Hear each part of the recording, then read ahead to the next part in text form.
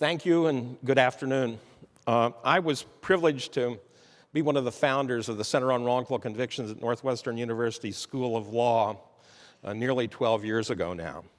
We've been involved in exonerations of 23 innocent men and women who had been sentenced to prison in Illinois, including 7 who had been sentenced to death. And prior to the founding of the center, the other founders and I had been involved in 14 other exonerations, which we somehow lumped together and make it a total of 37.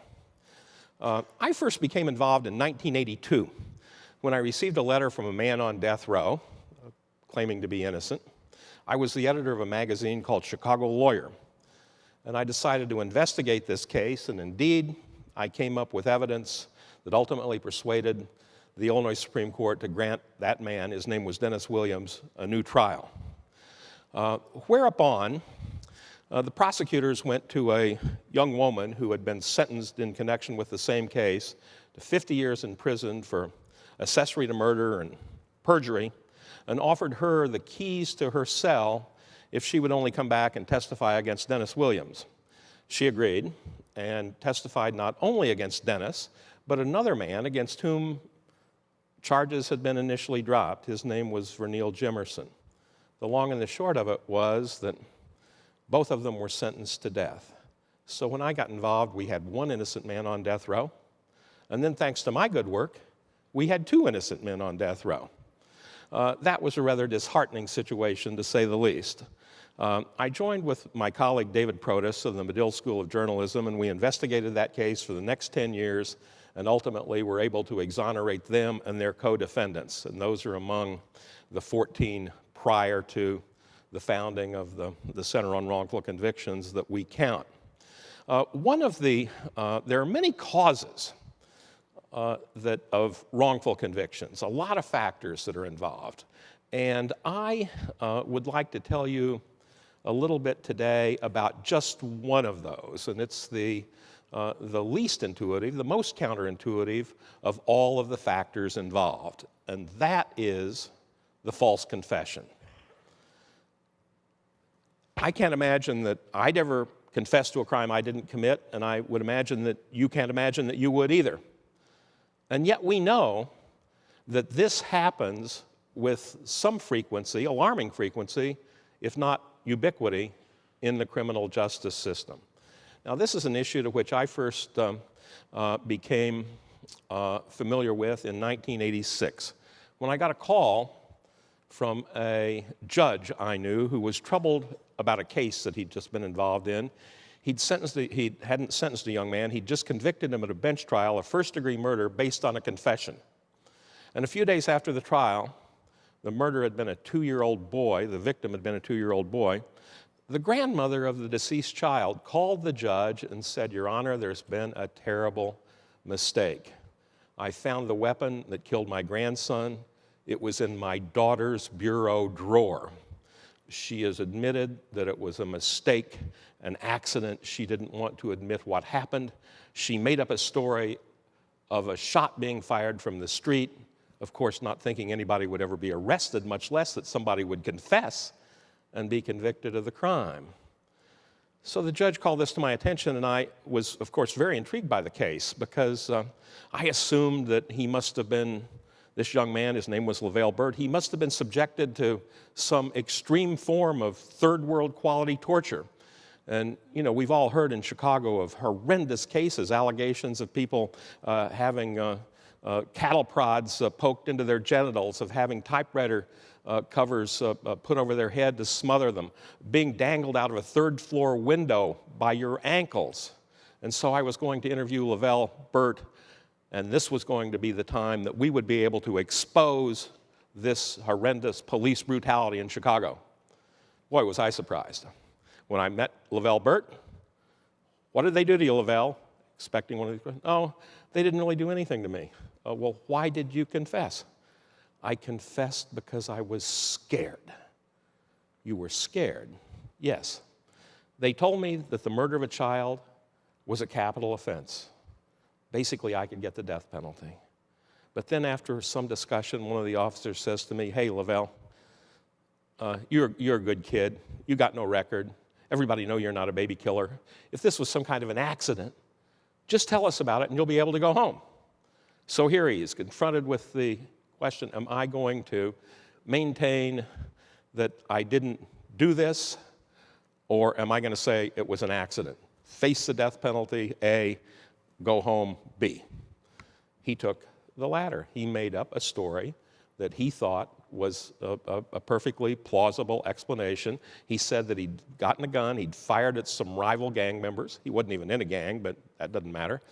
And that the bullet accidentally struck the little boy who was standing in the doorway of his home near Comiskey Park on the south side of Chicago. He thought that he was presenting an accident here. What he didn't realize was that he was just confessing to the elements of first-degree murder in the state of Illinois, because this was a death that occurred during the commission of another felony. The judge, obviously, he recanted before trial, but the judge didn't believe it, my friend the judge.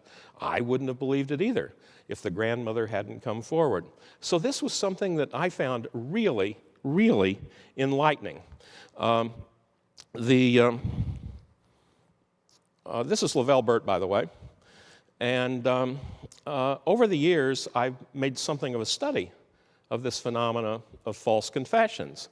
And here in Cook County, since LaValle's case, there have been 70 documented wrongful convictions. And of those, 23, nearly more than 1 in 3, involved a false confession. And that's only part of the story, because those false confessions implicated a dozen other co-defendants, which means that together, false confessions were involved in more than 50% of those cases. Now here are the 70 cases. The ones in red are those who confessed, and the ones in purple are the people who were implicated by those confessions. So as you can see, it's a quite serious problem, no matter how counterintuitive it may be. Now, false confessions come in various types, and 3 of those types are the cases that I call brainwashing. And that is that the police can convince you that you must have committed this crime and blacked it out of your memory, because this is something so horrible and it was so out of character. And this, by the way, is a very common phenomenon, the police will tell you. Self-protective amnesia happens all the time when people do things like this. And then finally you allow, well, I guess that's possible. You've got all of this evidence, and of course they're lying about that. And then they say, maybe it would be helpful if you would simply start hypothetically speculating on how you might have done it. And okay, I guess I would have strangled her or something like that. Well, it turns out she was stabbed, but that doesn't matter. It's still a confession, and you will be convicted based on that. Then there are others that we've seen that are really given in desperation. That is that the police have worn the suspect down after hours and hours and hours of questioning until you're willing to say anything just to stop the questioning. And then another category is the inquisitory style, where you're making a choice between one scenario and another, and you literally become convinced that it is in your self-interest to confess to a crime that you didn't commit and minimize your culpability in that crime. And so we've seen examples of all of those quite frequently in Illinois.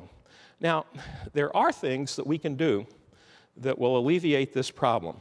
Number one, we should require the recording of all interrogations so that we can go back and reconstruct what happened. The police will invariably come into court and say, oh, the confession contained information that only the killer would know. But as we've seen in many of these cases, the police also knew that information, and often the confession was just parroting back information that had been leaked by the police during the interrogation. The other thing that we should do is we should limit the duration of interrogations. An interrogation session should never exceed 4 hours without breaks for refreshments and so on and so forth, because it is simply unbearable. People undergo tag team interrogations. And third, we need to restrict the ability of police to lie to suspects about the strength of the evidence.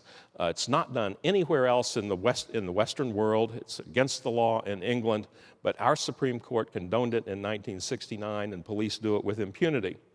And then finally, we need to admit expert testimony on false confessions at trials to explain to juries and to judges why a person would confess to a crime he or she did not commit.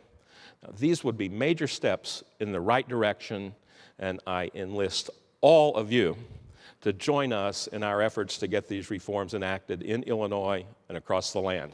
Thank you.